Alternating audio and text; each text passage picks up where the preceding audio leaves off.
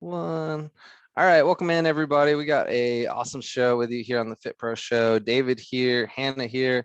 I'm on campus, and I'll start with a kind of a funny story that just happened to me. I'm on campus here in Houston, and thought I was being good.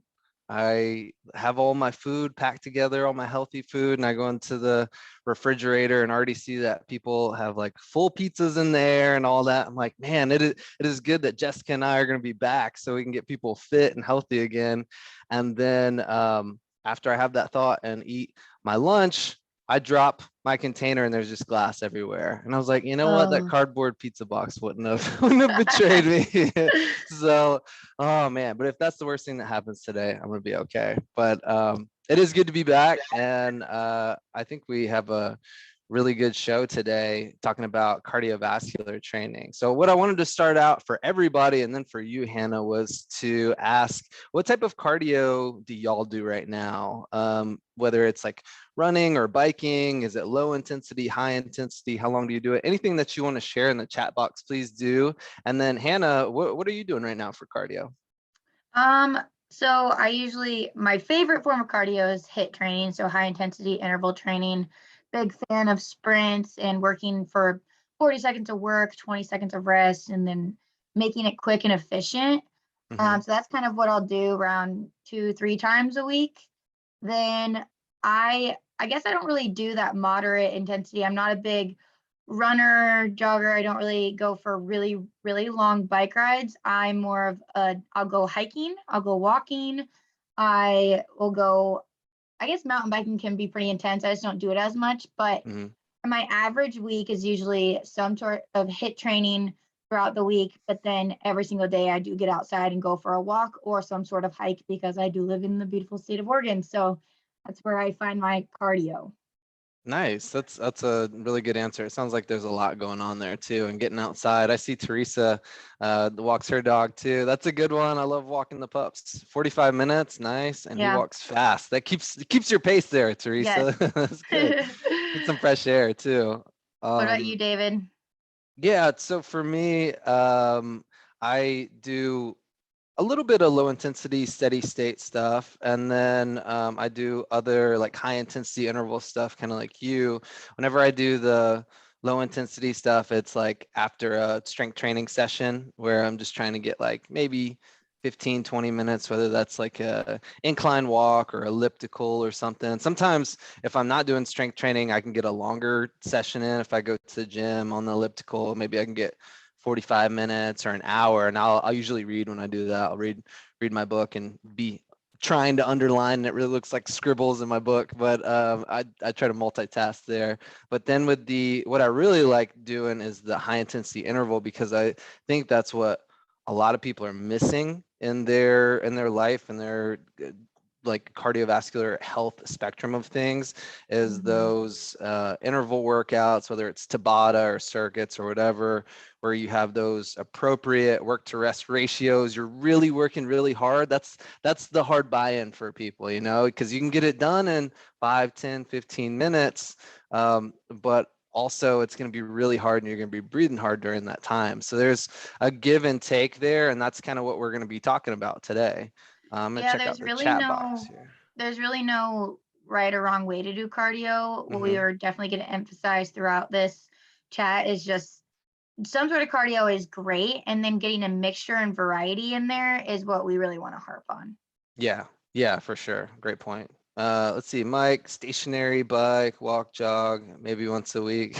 That's okay. That's a great start. Better than none. It's better than nothing. What at times where I'm trying to get a lot stronger, I'm bad about not putting the cardio in there after my workouts and just kind of getting out of the gym. So good place to start. Elliptical for 30 minutes, Tyler. That's good. That's a it's just about getting that frequency and consistency and all of these things. And that's another component we're going to talk about today. I will say that I went through a phase where I was mainly only strength training, Mm-hmm. and I would go just on some walks on the weekends and stuff. Mm-hmm. And although I felt at my strongest, I didn't feel my most fit and athletic self. And Mm-hmm. then when I figured out now how to get this system of I've got HIIT training here, I've got some longer cardio walks or hikes here, biking here, I've got my strength training, that's when I feel the most athletic and my Yeah. body feels the best. So that's what we kind of want to harp on, is figuring out how to make a program for yourself to get everything intertwined. Yeah, it's that balance of being able to not just be mobile, or not just be able to go out and run if you want to, or not be able to go and squat or bench press if you want to, but having the ability to do all that, and outside of the gym, making your life easier. Like if you're really strong, but you go up 2 flights of stairs and you're huffing and puffing, you can see what's going on there, what you need to work on. And the opposite of that too, if you can go up 10 flights of stairs and you're good, but maybe your quads are burning because you're doing no strength training at all, you kind of can just feel it out from that everyday life. Yeah, figuring out So, that balance. I definitely yeah. know a lot of people that could outlift me any day, are very, very strong. But if I'm like, hey, let's go do some burpees and sprints, or let's go hiking together, I'm gonna be at the top of the mountain and they're gonna be halfway. So Yeah, and you can certainly make it whatever journey you want to have. If you want to emphasize weights a lot and then do some cardio, it's a healthy way to approach being super fit in that way. And the opposite too, if you want to be a cardio beast, it's probably good for you to do some strength training anyway. But just from that functionality as we age, which we're all doing, it's just a good idea. yep, definitely. So kind of we kind of touched on what we do and what everyone on with us right now do, but kind of going into what are the different energy systems that are in those, that basically your body goes through. Maybe a lot of people on the call have never heard of energy systems. And so we'll dive into that a little bit, some basic knowledge. We've got three main energy systems, and David, stop me at any time if you want to harp on one a little bit more. Yeah.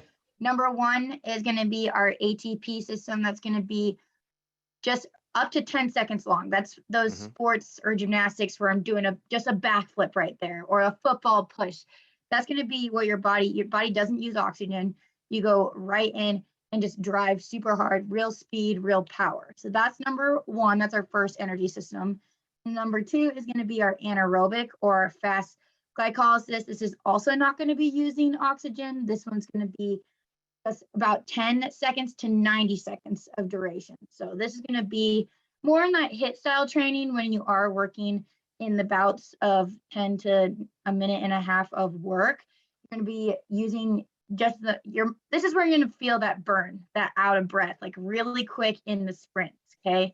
Then we go into our third energy system, and that's our aerobic or our oxidative. This is when we're working for 2 minutes to up to a few hours. We're going to be using oxygen in that steady state, longer duration period where you do get fatigued, but you can keep going and keep pushing. And we do use all three energy systems kind of intertwined for every single thing we're doing, but there is definitely a differentiation between each one depending on the duration and the speed that you're working.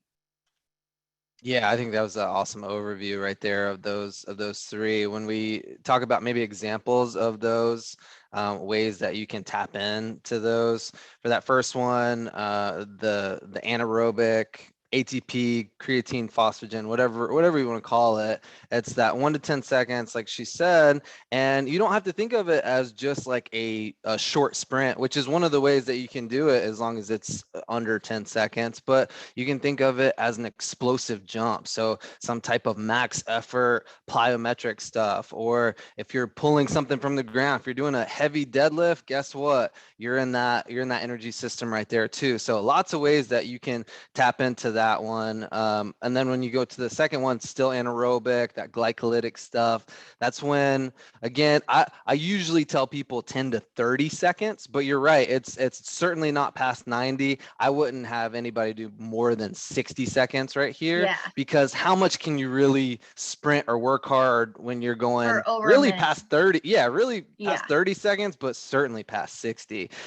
So think about doing burpees, doing any type of like rope or med ball slant swings with the kettlebell, things like that, where it's not a short sprint, but you're working very, very hard in that interval. And then the last one, just for again some clarity on those, what are things that you can do for longer periods of time? People can really beast out things like running, rowing, biking, stuff like that. So yeah, just good ideas for all three of those, and we can kind of talk about how we make those workouts here in a little bit. Yeah, and kind of the reason we talk about each of these is because your body goes through something different for each of them. And Hmm. we want you to learn how to train all three modes. Because you might, if you are going for a really long walk or jog, you're only hitting that aerobic threshold, really. You're just going to be working in that realm. So maybe figuring out, oh, I want to use this different energy system in my body and train some anaerobically. And because that's, like I said, what most people are lacking. Because right now, me and you are sitting in aerobic, and guess what? That's where most people are throughout their day. They come in and hop on the elliptical or something like that. Guess what? Still in aerobic. Even if they lift weights, probably still in aerobic unless they're really getting after it. So when we can push somebody out of that, that's when you can make a lot of progress, because your body's like, oh man, I need to make some changes based on how this person's training, how this person's utilizing me. And then JPS, would tennis be counted as aerobic or anaerobic? I played tennis this last weekend, and I'll say it's anaerobic in that fast glycolysis because it's, I mean, you're sprinting side to side, hitting the ball, and then you're resting for a little bit, catching your breath. And sometimes you're doing one quick serve, and it's Hmm. definitely less than 10 seconds. So you're training more anaerobically. However, you are tapping into your aerobic system as well. So it's a really great combo way to hit both. Awesome question. I agree with you, Hannah. I think it's that middle one, the second, that glycolytic. You're still anaerobic for most of it, unless you're unless you're really going back and forth with somebody. If you're going back and forth with somebody more than 90 seconds, you need to video that, because I want to see how Yeah. you guys are playing. But here's the thing: you tap into that oxidative aerobic system when you have a bunch of intervals of it. Like, so you see the top level guys, they play what, 5 rounds or whatever it is. They can last for a really long time. So you're kind of getting both of those, and that's why you have to be fit in both of those too, and well rounded. Yeah, definitely. Tennis is a great workout. My Awesome. JP, I don't play very often. So the other day, it was yesterday, I was like, why is my forearm right here so freaking sore? Like just grabbing my water bottle, picking it up, and then it finally clicked. I was like, I played tennis, and Hmm. that muscle is not isolated like that very often ever. And then I was like, oh my gosh, I need to go play tennis with the other hand so that side can get sore as well. Yes. That's great. Yeah. Yeah, there's a lot. And people don't think about it this way, but it takes a lot of mobility to play most sports, especially overhand, and being able to get that T-spine rotation and all those types of things. And also the agility front, back, side to side. So being able to, again, do something like that without getting hurt or having any of those injuries and stuff is why we talked about the warm-ups, why we talked about the mobilization stuff, and then now why we're talking about cardio too. Yeah, and so all these sports, obviously, they tie in like strength and cardio. Hmm. So Yep. I actually really surprised myself at how good I was at playing tennis because I do train strength training all the time. I do my Hmm. legs, I do my upper body. So I have that balance, I have that cutting, but I also was able to keep up with my partner the entire time because I have that hit training aspect that I do all the time. So all of those ways you train tie into especially sports. You can add it, Yeah. you can utilize every type of training for sports. Yeah, for sure. Yeah, I see the tennis elbow comment for, yeah, absolutely. Taking care of all those tissues. That's what we want to do. Anytime we're doing repetitive stuff, we want to take care of it. So those are the energy systems. We want to talk about how to train, but I would also like to talk about some of the benefits of cardio too. So what are some of your favorite benefits, Hannah, when we talk about why you do it? Obviously, to be able to go out and play sports and to just be more fit, but like kind of specifically, why do you like doing cardio? Why do you prescribe it to people? I think the biggest one that I actually see benefits to myself is it makes my heart stronger. And I know that by how low I can get my resting heart rate to be, which just means that my stroke volume, the amount of blood that my heart can pump out in one pump is like I don't have to pump as many times a minute. So I Yeah. actually, fun fact, when I was really getting into hit training, I started right before I had a big knee surgery, I was doing HIIT workouts. I was doing lots of cardio, strength training. My resting heart rate was in the 40s, I believe. And so for that's pretty low. Resting heart rate is usually between 60 to 80 for normal. Mm-hmm. And I had this knee surgery. I'm posted on the couch, not able to walk for 10 weeks, which is kind of crazy. Mm-hmm. And my heart rate was towards the end of that 10 weeks was the upper 60s. So that was 20 beats per minute that it basically got added, which was Wow. crazy to me. And it wasn't that my heart wasn't strong anymore, it just wasn't training that way. Mm-hmm. And I that just blew my mind. And then getting back into things, my heart rate, my resting heart rate now is down to around 43 beats per minute. And I just naturally always had a more brachycardic heart rate. But so number one reason that I love cardio training is how strong it makes your heart. I Yeah. mean, it's called cardiovascular. That is your heart. And so the strength of your heart is getting more oxygen to your muscles quicker, lowers your blood pressure, reduces stress, anxiety, and it's just a great way to manage your weight as well. Yeah. It aids in that weight management on top of nutrition and your daily habits. But those are the top benefits of cardiovascular training that come to my mind. Yeah, it's so many that we can harp on here, but the heart health for me is definitely number one.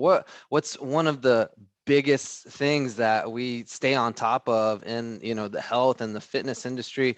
What's your blood pressure? That tells us a lot. It tells us kind of what's going on. And one of the best ways to regulate that blood pressure and that blood sugar is to make sure that your heart is healthy and that you're ready for life, and cardio is one of the best ways to do that. So use that heart. Another thing too, maintaining, losing weight, like you said, perfect. Everybody wants to do that. Not everybody wants to lose or gain weight, but everybody wants to maintain some weight. If you get to the weight you want to be at, you have to at least maintain it. So it really helps with that. And then for me too, I definitely feel an improvement in my cognitive performance when I'm consistently doing some type of cardio. And that's the Mhm. same thing with strength training too. When I'm more active, I just feel more alert in every way, and my kind of memory gets better and all of that type of stuff. But just an improvement of mood. I was just talking to Hannah about how I taught a class and I did a quick 10-minute workout after that of intervals, which we can talk about here in a second too. And just right after that, it's a boost of energy and you feel better and all Mhm. that stuff. So if you're trying to stave off that anxiety, like Hannah was saying, any depressive symptoms, anything like that, really good. And probably the most enticing for me is that it's accessible, it's cheap, you can do it with your body weight, right? It's effective, and it can be safe as long as you're doing the right stuff. Yeah, and speaking of the cognitive area, it's not that we're just like, oh, it's just gonna feel good. No, like you are releasing chemicals and hormones that produce those feel good Yeah. hormones and feelings. So it's not just thinking like, oh, I know it'll make me feel good. It chemically does release that in your brain. I know that we all sit at our desk and we work a long time, and sometimes you're just in those like funks and grumpy moods. I'll like be kind of snappy towards family member or friend for like no reason. And I'm Mhm. like, I'm like, maybe it's that time of month. Like, I don't know. Right, right. So then I've literally gone up, gone outside, put my headphones in, gone for a walk for 10, 15 minutes because I had a quick break. Come in, I swear I'm a new person. Even, yes, it's probably some of the sunshine, but also just moving, getting my heart rate and some blood flow going, it's a total game changer for me. It really is, yeah. And so it's whatever you're feeling that day. Maybe you're feeling like you really have to let out some stress. So some med ball slams or something Oh like this, yeah. so, some punching bag or whatever it is. Maybe that's what you pick. And maybe it's a day where you're feeling kind of beat up but you need some movement and you can go take a stroll. That's a great one. So if you think about ideas, first of all, for some low intensity stuff, and whenever I say list, that means low intensity steady state, because we're not going up and down. If you have any piece of cardio equipment, really, if you have a treadmill, if you have a rower, if you have here in Houston, we have ellipticals and we have AMTs. I like the AMTs because it's adaptive movement trainer, because you can change the stride length and you can make it more hip or knee dominant. Kind of cool. But again, those things, if you don't have access to those things, which all of you should, because you're fitness center members, right? You can go out and take a stroll or a run or do intervals with burpees or whatever it may be. Yeah, definitely. There's so many ways to get your cardio in throughout the day, and you don't have to do it all at one time. You can do Yeah. a 10-minute light jog, walk here and there. You can hop on the elliptical for a quick 10 minutes. I found I am the type of person I get bored pretty quick. And if I do Mm, want to train steady state, I have a really hard time being on the elliptical for 30 minutes. So mhm. I'll do 30 minutes on the elliptical, 30 minutes on the stair step, or 10 minutes here, 10 minutes there, 10 minutes there. So just switching up all the machines. I got my 30 minutes real quick. I wasn't super bored. I find that, Yeah. but that's where I find that HIIT training helps me a lot. Yeah, and that's a really good point. There, all of these pros and cons, we're going to keep going back and forth, because with the lists, if you're, not into just doing the same movement pattern over and over again, then that might not be for you as much. But it is really easy to zone out to some music or throw a show or a movie or a podcast on your phone and just kind of go through the motions. So that's the good point. You don't have to, like, you can't squat and do that. You can't squat or Yeah. deadlift heavy and do that. But that is something that you can do, and you get all these benefits from that. That's an upside of the low intensity. A downside of that is that outside the gym, you're burning less calories. Like while you're in the gym or while you're doing that, you're burning more calories with that low intensity, right? But outside of the gym, you're not getting that excess EPOC.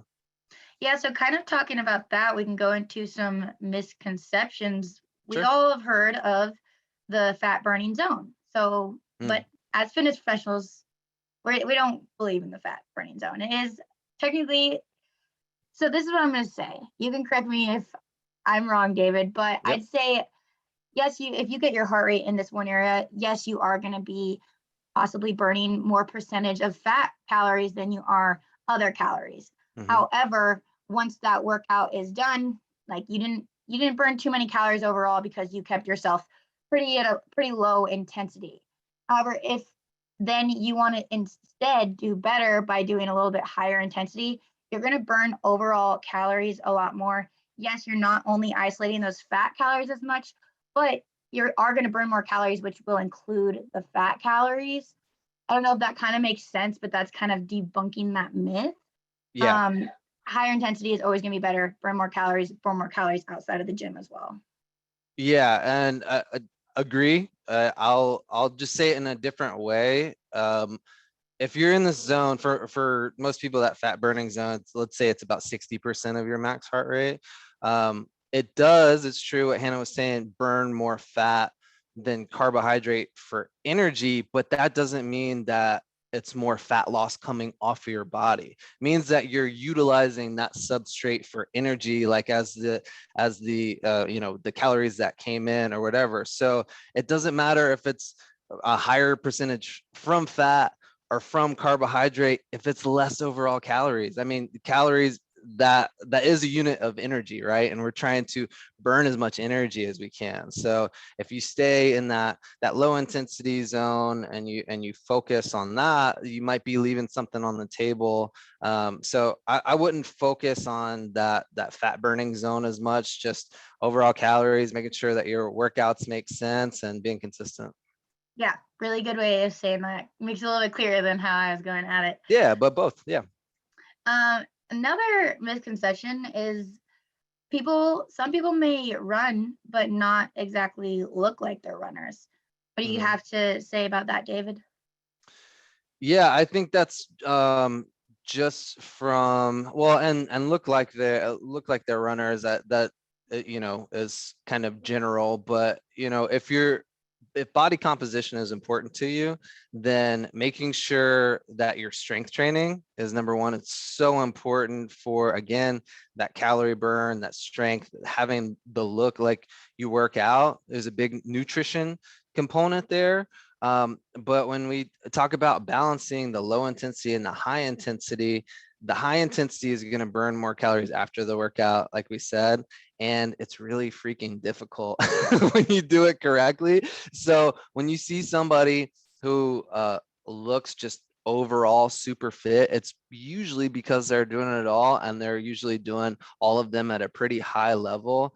You know, if you look at a sprinter and their body, and you look at a long distance runner and their body, both athletes, and you can be at the highest level of both of those sports, but they look completely different. Super muscular with the sprinter. Again, it's those short bursts, and they're doing a lot of strength training. On the other side of that wheel is somebody who doesn't do quite as much. They do more of the endurance work, not hypertrophy, so they don't hold a bunch of mass.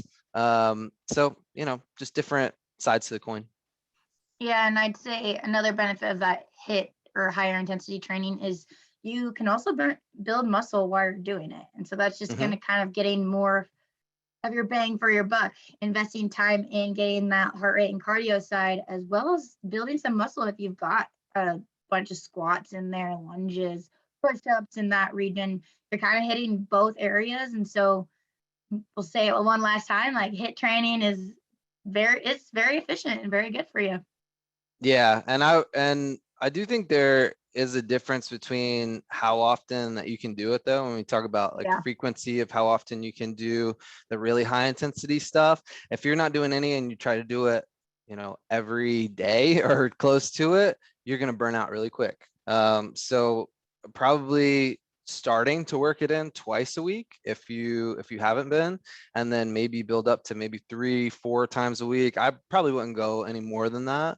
Oh, yeah. Whereas on the lower intensity stuff, 2 times a week is a great place to be too, but you can take that all the way to like 5-6 times a week too. I do want to, before like we get cut off with time, kind of talk Yeah. about some muscle imbalances when if you are a pretty heavy runner, heavy only doing one source of cardio.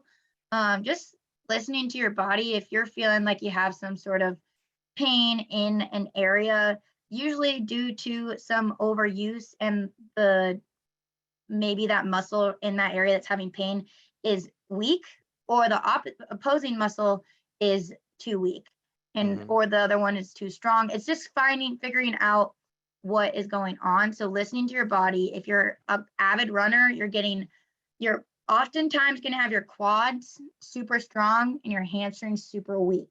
So pay attention to that. If you love running, doesn't mean you need to cut off running, but means it might be something you need to pay attention to outside of when you're running, whether it's Yeah. strength training or the mobility work. And a lot of these are full body exercises when you're doing cardio too. So think about all the things that you need. You need hip, ankle, knee mobility. You need big toe mobility. You need strength in your core. You need to just globally be strong.